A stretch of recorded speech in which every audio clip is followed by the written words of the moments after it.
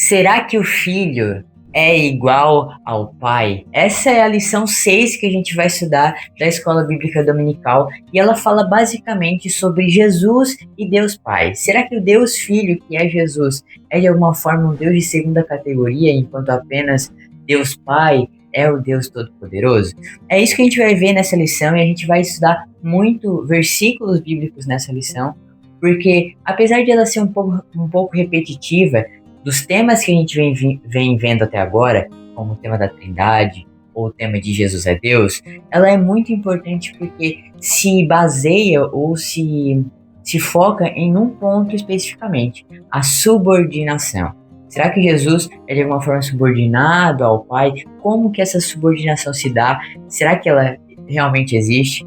E é isso que a gente vai estudar aqui hoje. Se você não me conhece, eu sou o Matheus dos Passos, mas antes de continuar, gostaria de pedir o seguinte: se você está gostando das minhas aulas até aqui, deixa um like aí, deixa um comentário, comenta aí de onde você é. Gostaria de conhecer um pouco mais do pessoal que me assiste, então comenta aí de onde você é, comenta o que está achando das escolinhas até aqui. E se eu pudesse pedir uma coisa para você, eu pediria o seguinte: continue assistindo. Muitas das visualizações que a gente recebe aqui, elas caem depois de alguns segundos ou já do primeiro minuto ali, então fique assistindo, eu tenho certeza que Deus vai falar muito ao seu coração, apesar de esse ser um tema bem teórico, mas eu acredito muito que Deus pode falar alguma coisa especificamente com você, amém? Então, sem mais delongas, vamos para o vídeo. A lição bíblica começa falando da leitura bíblica em classe, que se encontra em João capítulo 10, versículo 30. No versículo 30, Jesus está falando: eu e o Pai somos um. Os judeus, eles não entendem muito bem como isso se dá. A gente já falou um pouco disso aqui. Eu vou deixar o link aqui no card. Sobre Jesus sendo Deus e se mostrando assim para os judeus, e eles não entendem desse jeito. E eles pegam pedras para apedrejar Jesus. Jesus, porém, ele continua dizendo: tenho-vos mostrado muitas obras boas procedentes de meu Pai. Por qual dessas obras me apedrejas? Ou seja, vocês estão vendo que eu estou fazendo vários milagres, Jesus está falando. Vocês estão vendo que eu estou fazendo muitas coisas maravilhosas por meio do meu Pai. Por qual dessas coisas que vocês estão me apedrejando? E aí os judeus respondem uma coisa muito interessante para essa lição. Os judeus responderam dizendo-lhe: não te apedrejamos por obra alguma, ou por alguma obra boa, mas pela blasfêmia, porque sendo tu homem, te fazes Deus a ti mesmo. Os judeus aqui, eles de alguma forma percebem o que Jesus está falando, muitas vezes melhor do que muita gente nos tempos de hoje. Os judeus, eles estão vendo que Jesus, com as coisas que ele está falando, com as coisas que ele está fazendo, está se colocando como Deus. Os judeus aqui falam: sendo tu homem, te fazes a Deus a ti mesmo. E Jesus continua falando com eles nesse sentido, mas aqui eu já deixo uma reflexão. Muitas vezes nós temos que olhar para a Bíblia e entender como o pessoal daquela época enxerga esses textos, e é difícil porque o contexto daquela época é muito diferente do contexto de hoje, por exemplo. Nós vivemos em uma sociedade totalmente ocidental que tem muito, sim, influência dos temas e da ética judaico-cristã, mas país ocidental aqui no Brasil, por exemplo. Enquanto eles estão no Oriente, ou no Oriente Médio, mais ou menos ali, né? E é muito difícil, muitas vezes, entender como a cultura daquela época, como as pessoas enxergavam a mensagem de Jesus. Mas, algumas vezes, nas Escrituras, isso está dito para nós. O que está dito para nós nesse texto é como os judeus estavam entendendo o que Jesus estava falando. E eles falam, né, como eles estão entendendo. Jesus, tu tá fazendo Deus a ti mesmo. Ou seja, tu tá dizendo que tu é Deus, que tu é igual a Deus. Por que tu tá fazendo isso? Isso é blasfêmia. O que eles não sabem é que Jesus está, de alguma forma, iniciando e mostrando essa verdade para eles que não havia sido revelada de forma plena no Antigo Testamento. Jesus está falando basicamente que ele e o Pai são um. Logo depois ele vai dar ênfase também ao Espírito Santo, e depois a gente vai compreender mais a doutrina da Trindade, que eu já expliquei, vou deixar aqui também no card aqui em cima, sobre a doutrina da Trindade. Então, Jesus aqui está começando a revelar novas coisas para os judeus. E é interessante como eles recebem isso, porque eles dizem, é blasfêmia. E eu consigo compreender eles, porque essa não é a revelação que eles têm. Na verdade, a revelação que eles têm é muito menor, mas Jesus está falando, olha, a revelação que eu estou trazendo é muito maior e vocês precisam aceitar isso para entrar no Novo Testamento, na nova aliança que eu tenho com o mundo. E com isso, então, a gente vai para o primeiro tópico que fala a doutrina bíblica da relação do filho com o pai. No primeiro tópico, o autor já começa falando sobre a ideia de filho e ele diz que o conceito de filho no pensamento judaico implica a igualdade com o pai. E é interessante essa ideia de filho porque nós conhecemos o que a gente diz que é o texto áureo da Bíblia, não é mesmo? Que é João capítulo 3, versículo 16, que nos diz, porque Deus amou o mundo, ou tanto amou o mundo que deu o seu Filho unigênito. Esse texto diz que Deus enviou o seu Filho unigênito, para que todo aquele que nele crer não pereça, mas tenha a vida eterna. Porque muitas vezes nós vemos a linguagem de Jesus falando como filho de Deus ou como filho do homem. Em algum sentido, como filho, ele chama Deus de pai. Ele começa a ensinar os discípulos a orar e começa Pai Nosso que estás no céu. Então, ele chama para si uma posição de filho e a posição de filho que ele tem. É interessante pensar nisso porque hoje em dia, por exemplo, nós pensamos que filho é de alguma forma menor em autoridade do que o pai, né? Se nós pensarmos em uma criança de 5 anos, enquanto o pai tem 40 anos, o pai vai ter muito mais autoridade, enquanto a gente pensar em um pai de 40 anos e um filho de 20, um filho de 30 anos, ou filho de 30 anos não dá, né? Um filho de 25 anos, por exemplo, o pai ainda vai ter autoridade sobre o filho, mas é interessante a gente ver que nesse contexto é diferente. Na verdade, quando a Bíblia fala que Jesus é o Filho de Deus, está dizendo que Jesus e Deus são de uma mesma substância, ou ainda que eles são iguais. Isso ainda está na nossa leitura bíblica em classe, no versículo 36, Jesus fala o seguinte, aquele a quem o Pai santificou, falando de si mesmo, Jesus, né? E enviou ao mundo, vós dizeis, blasfemas porque disse, sou filho de Deus? Se não faço as obras do meu Pai, não me acrediteis, mas se as faço e não credes em mim, crede nas obras para que conheçais e acrediteis que o Pai está em mim e eu nele. Jesus está falando basicamente, vocês falam de alguma forma que eu estou blasfemando porque eu estou dizendo que eu sou filho de Deus, enquanto eu estou fazendo as obras que o meu pai quer, eu estou obedecendo o que meu pai deseja. E é interessante porque os judeus, e eu repito isso porque é muito importante nessa lição, entendem que Jesus está falando que é igual ao Pai, que é Deus ali, encarnado na frente deles. Os judeus pensam nisso e estão falando para Jesus, isso é blasfêmia. Enquanto isso, nós sabemos que Jesus não está blasfemando, mas na verdade está abrindo o véu e abrindo os olhos do Novo Testamento, do seu sangue, para não só os judeus, mas todos os povos da terra. O significado teológico, no segundo ponto da lição, nos fala também sobre isso. O significado teológico de dizer do que Jesus está dizendo é basicamente Jesus dizendo que é igual ao Pai, igual ao Pai. É claro que nós temos o texto de Filipenses, capítulo 2, versículo 6, que nos diz que, sendo em forma de Deus, não teve por usurpação ser igual a Deus, mas esvaziou-se a si mesmo, aqui falando de Jesus, e tomando a forma de servo, fazendo-se semelhante aos homens, e achado na forma de homem, humilhou-se a si mesmo, sendo obediente até a morte, e morte de cruz. É claro que Jesus está, enquanto aqui na Terra, de alguma forma esvaziada de si mesmo, esvaziada, tomando ali a forma de servo, né? Apesar disso, a gente tem as passagens em que Jesus diz sim que é igual ao Pai. No terceiro tópico que nos fala o Filho é Deus, é um tópico interessante porque Jesus nos traz e nos mostra, como eu já disse anteriormente, o título dele como Filho. Né? Em João capítulo 5, versículo 18, diz assim, por isso, pois, os judeus ainda mais procuravam matá-lo, porque não só quebrantava o sábado, quebrando como se fosse o mandamento lá do sábado, né? Mas também dizia que Deus era o seu próprio Pai. Os judeus estavam indignados com a mensagem de Jesus que Deus era o Pai dele, né? E eles dizem aqui, ó, fazendo-se igual a Deus. Eu repito isso porque é importante. Os judeus entenderam que enquanto Jesus estava falando que era o Filho de Deus, dizendo que Deus era o seu próprio Pai, ele estava se fazendo igual a Deus. É por isso que Jesus morre em uma cruz. Em Mateus capítulo 26, versículo 64, nos mostra que o pessoal do Sinédrio pergunta para Jesus se ele é o Cristo, e Jesus fala que vocês que estão dizendo isso, e diz também que mas vocês verão o Filho de Deus assentado à destra do Pai, e continua falando, e o pessoal do Sinédrio fala, para que a gente ainda precisa, de alguma forma, acusar ele, porque ele blasfemou na frente de todo mundo, vamos matar porque ele é réu de morte.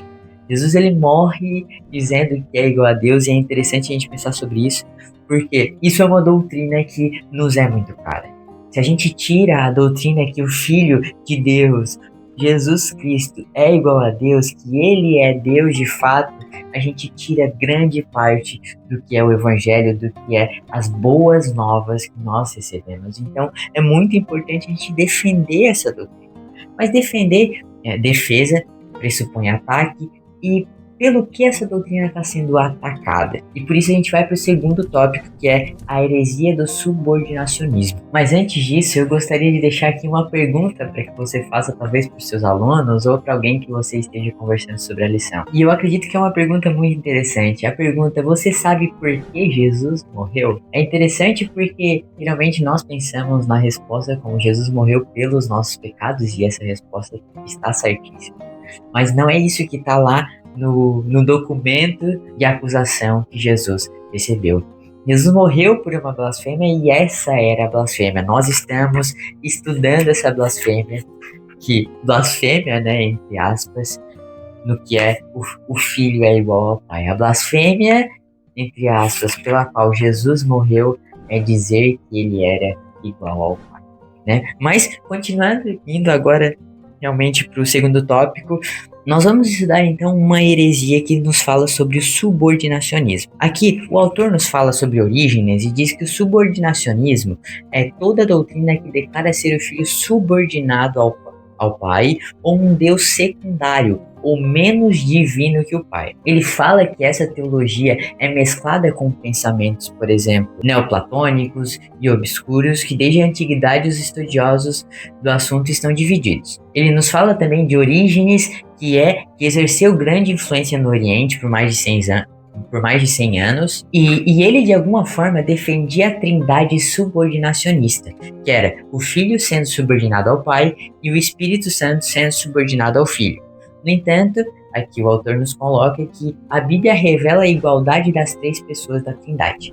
Aqui eu quero fazer uma diferenciação muito bem clara. O autor aqui, eu acredito que ele deixa pouco claro o que ele está falando aqui quando ele fala sobre subordinacionismo e fala sobre igualdade. Ser subordinado a alguém significa o seguinte: ordem estabelecida entre as pessoas e segundo a qual umas dependem das outras, das quais recebem ordens ou incumbências.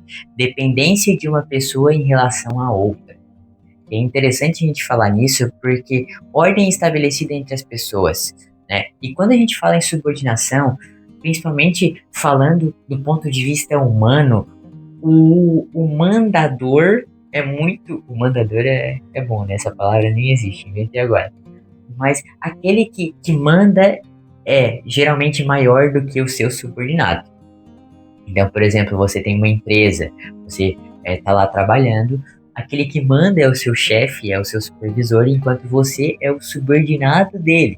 Ou seja, você está numa posição menor ou abaixo. Então aí tá 2 pontos. Primeiro, a subordinação, e depois o cargo maior ou menor. São 2 coisas totalmente diferentes, porque pessoas com o mesmo cargo, por exemplo, elas podem se subordinar umas às outras dependendo de algum outro aspecto, por exemplo. Quando 2 supervisores conversam entre si para compreender qual é o melhor jeito de fazer aquele sistema de produção, não existe uma pessoa que tem um cargo maior e outro menor, eles estão no mesmo cargo. Mas quando a ideia de um é boa, o outro pode se subordinar àquela ideia e receber ordens mesmo sendo do mesmo cargo. Eu falo isso porque o subordinacionismo nos mexe nesses dois pontos, e eu acredito que é muito importante a gente pensar sobre isso. O subordinacionismo é uma heresia quando declara que o filho é como se fosse um deus secundário ou menos divino do que o pai. Apesar disso, dizer que de alguma forma Jesus não se sujeita ao pai é uma coisa que a gente não pode fazer. Por exemplo, eu vou pegar aqui a nossa Confissão de Fé das Assembleias de Deus, né, e nos fala aqui sobre, na página 43, no tópico O Filho é Deus. O autor diz que confessamos que o Filho é autoexistente, porque como o Pai tem a vida em si mesmo, assim também deu ao Filho ter a vida em si mesmo, João capítulo 5, versículo 26. E disse-lhe Jesus, em verdade vos digo que antes que Abraão existisse, eu sou. Aqui Jesus falando dele mesmo, em João capítulo 8, versículo 52. E ele também é eterno, mas que voluntariamente se sujeita ao Pai. Qual é o significado de sujeitar-se, né? É estar, de alguma forma, obedecer, de alguma forma, trazer e nos dar esse senso de subordinação. Isso não quer dizer, de novo, não estou falando que o filho é menor do que Deus de alguma forma, não.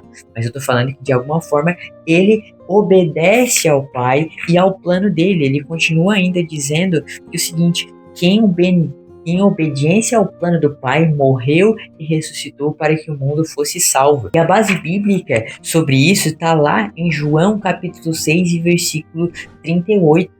Jesus fala aqui, porque eu desci do céu não para fazer a minha vontade, Jesus está falando, mas a vontade daquele que me enviou.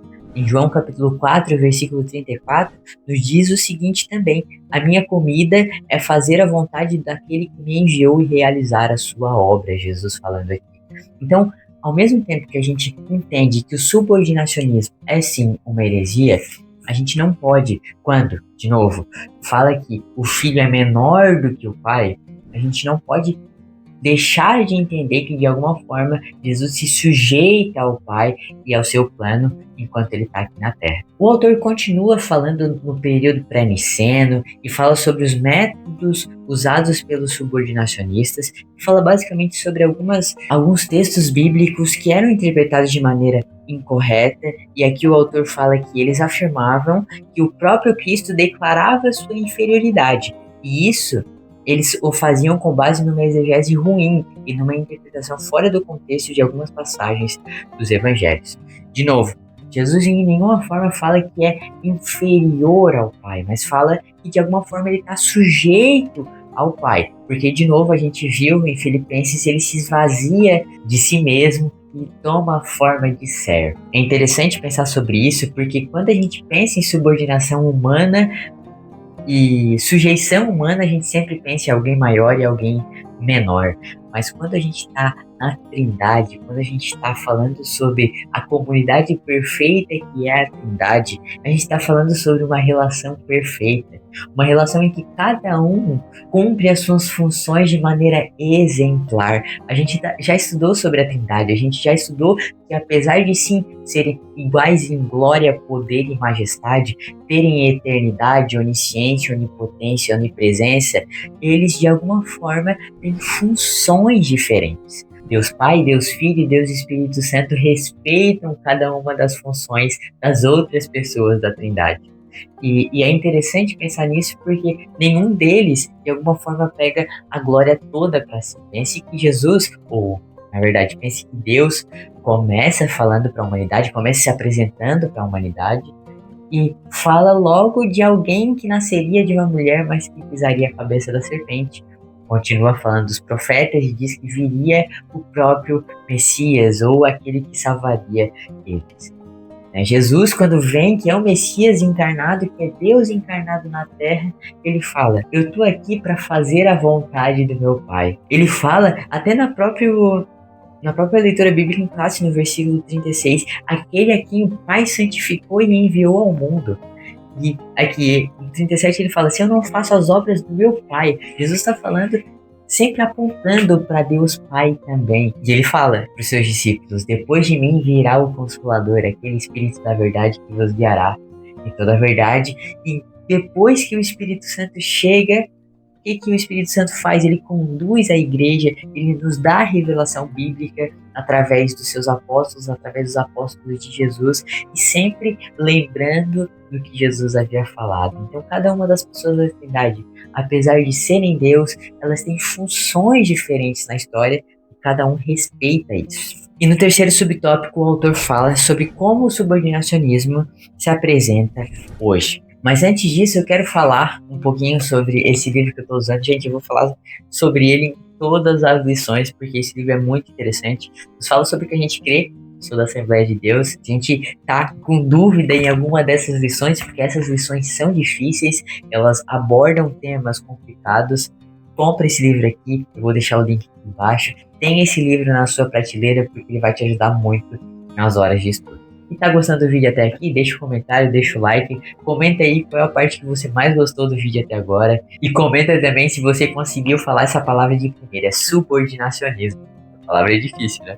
Mas continuando então, nós vamos para o terceiro tópico. E o terceiro tópico é importante porque ele faz uma ponte entre tudo que a gente está falando até aqui agora e o nosso contexto atual. Essa lição aqui é complicada de explicar porque muitas vezes nós vamos pensar, mas o que isso tem a ver comigo hoje? E é interessante os terceiros tópicos dessas lições que a gente está vendo até aqui, porque sempre nos traz o conceito bíblico, a doutrina que a gente está estudando, quais eram as heresias antigas e quais são as heresias que estão hoje na nossa vida diária. E o autor nos traz aqui dois pontos de vista, que é o ponto de vista islâmico e o ponto de vista das testemunhas de Jeová. No ponto de vista islâmico, por exemplo, eles não consideram Jesus como o Filho de Deus e colocam Maomé até acima de Jesus. O Alcorão afirma que é blasfêmia dizer que Jesus é o Filho de Deus, com base numa péssima interpretação, pois significaria que Deus e Maria tivessem uma relação íntima conjugal. É claro que a gente sabe que isso não é verdade, a gente compreende o que aconteceu ali no começo dos evangelhos, onde Maria concebe a Jesus através do Espírito Santo, mas no islamismo, por exemplo, eles dizem então que Jesus não é o Filho de Deus.